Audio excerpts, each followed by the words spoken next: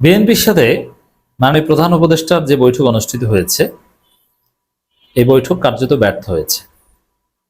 বিএনপির মন খারাপ, বিএনপি হতাশ, বিএনপির আশা পূরণ হচ্ছে না।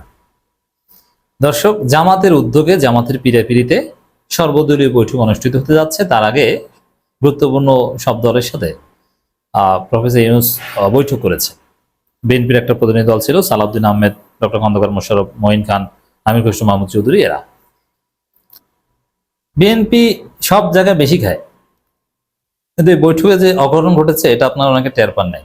অনেক মজার মজার ঘটনা ঘটেছে। বিএনপি হতাশ, তারা জানে যে এবারও তাদের আশা পূরণ হবে না।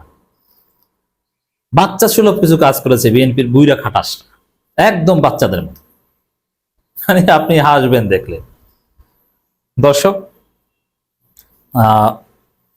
প্রথম কথা হচ্ছে, এই বৈঠক এটা বিএনপির উদ্যোগে হয়নি বা বিএনপির আগ্রহ ছিল না, এটা জামাতের উদ্যোগে হয়েছে।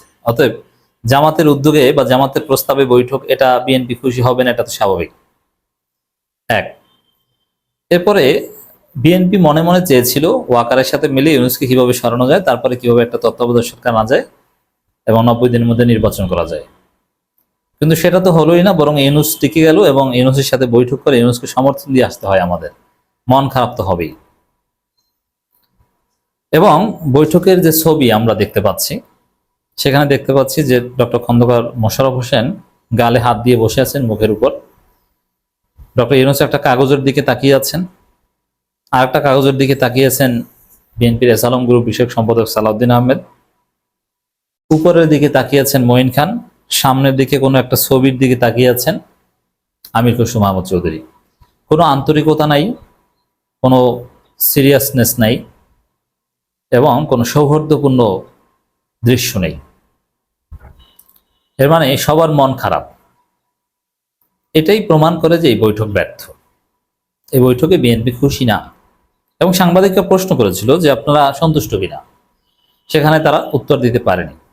এবং সবচেয়ে মজার ঘটনা ঘটেছে যখন এই বৈঠক শেষে বের হয়ে, যখন বিএনপির এই 4 বৃদ্ধ নেতা, আমি সম্মান করি খন্দকার মোশাররফ স্যার, আমাদের শিক্ষক সম্মানিত সাবেক, মঈন খান অত্যন্ত ভদ্র মানুষ, আর বাকি 2 জনের বিরুদ্ধে সরাসরি রয়েল। 4 জন বৃদ্ধ এবং সিনিয়র রাজনীতিবিদ, তারা সাংবাদিকদের সাথে ব্রিফ করতে যে যা ঘটালেন, এটা রীতিমতো হাস্যকর, বাচ্চাদের মতো। একজনে কথা বললেন, যেমন খন্দকার মোশাররফ কথা বলছেন, তার মধ্যে তাকে থামিয়ে সালাউদ্দিন আহমেদ বলছে না না এইটা না, এইটা এইটা এইটা এইটা। আবার ওই পাশ থেকে আমির খসরু মাহমুদ চৌধুরী শুরু করে মাঝখানে। আবার এদিকে মঈন খান হাত জাগায়, যা 3টা বিষয়, 3টা আমি একটু বলি শোনেন। এদিকে মঈন খানের বক্তব্য শেষ হওয়ার আগেই সালাউদ্দিন আহমেদ ধন্যবাদ দিয়ে চলে যায়। ধন্যবাদ মানে কি শেষ? কিন্তু মঈন খান আবার হাত যায়, না না না না না, 3টে বিষয় শোনেন, এইটা আছে। মানে কে কথা বলবে এটা নিয়ে একটা প্রতিযোগিতা।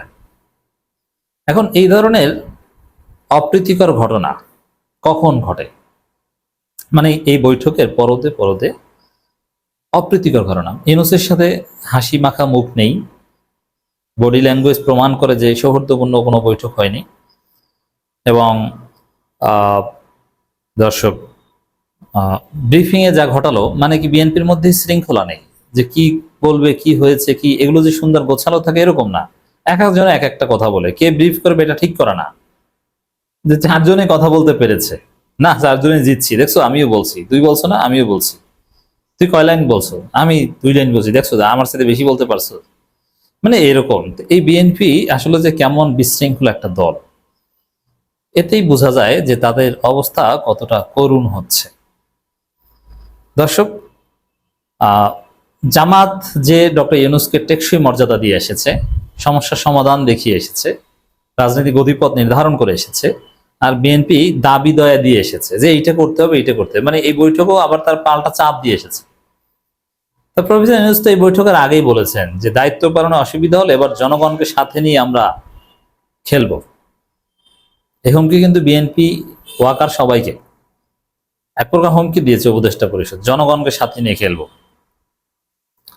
অতএব দর্শক, তো বিএনপি এই বৈঠকে দাবি দয়া দিয়ে এসেছে, চাপ দিয়ে এসেছে। চাপ এবং দাবি দয়া ছাড়া বিএনপির কোনো কথা নেই, কোনো কাজ নেই।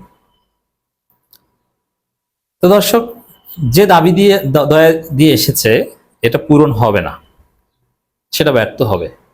অর্থাৎ বিএনপির সাথে এই বৈঠক সব অ্যাঙ্গেল থেকে ব্যর্থ, কোনো দিক থেকে কোনো সফলতার আলামত বা ছাপ আমরা দেখতে পাচ্ছি না। প্রধান উপদেষ্টার সাথে বিএনপির মিটিং এ কি কি ঘটেছে আমরা সংক্ষেপে একটু বিশ্লেষণ করছি দর্শক। বিতর্কিতদের বাদ দিয়ে উপদেষ্টা পরিষদ পুনর্গঠনের দাবি জানিয়েছে বিএনপি। এর মানে সেই ভেজাল বা পদত্যাগের দাবি বা এটা তো আমাদেরও আছে, বিতর্কিতদের বাদ দেওয়া হবে এটা আমরাও চাই। কিন্তু এই বৈঠকে কি ওগুলো বলার জন্য?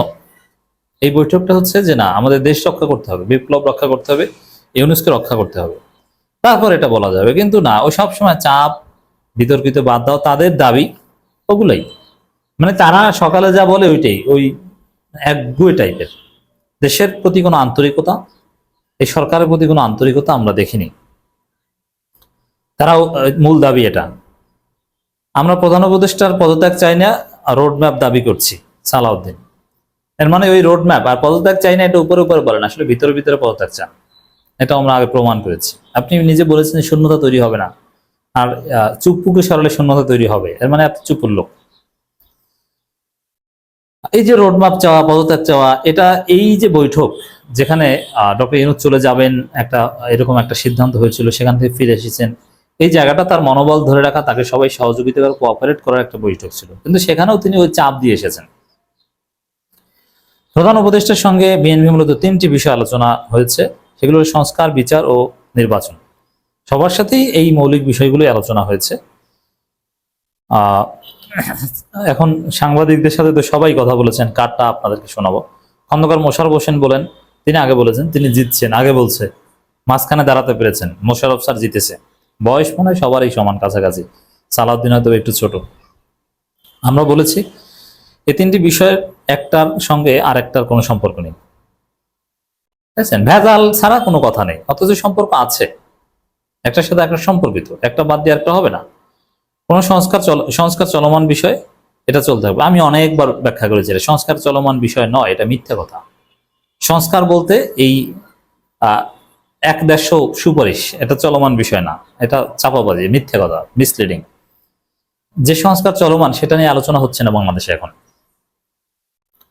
আমরা আশা করছি এই সরকার একটা ঐক্যমতের ভিত্তিতে একটা সংস্কার প্রস্তাব দেবে, সেটা চলমান থাকবে। ভবিষ্যতে যদি জনগণ আমাদের ক্ষমতায় বসে, আমরা সেই সংস্কার চলমান রাখবো এবং বাস্তবায়ন, মানে ডক্টর ইউনূস সংস্কার করবে এটা বিএনপি স্বীকারই করে না। যে প্রস্তাব দিবে ওটা আমরা ক্ষমতা এসে করব, সে ভেজালে রেখে আসলো। এর মানে যে উদ্দেশ্যে এই বৈঠক, সে উদ্দেশ্য কিন্তু সফল হয়নি। একটা সুন্দর সমাধান দিয়ে আসবে তা না।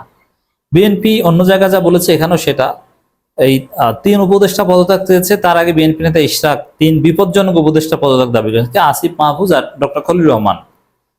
এদের পদত্যাগ চায়, এদের পদত্যাগের পক্ষে বিপক্ষে বা যুক্তি অযুক্তি সেটা বলবো না, কিন্তু এই বৈঠকে কি এটা আজ এজেন্ডা ছিল?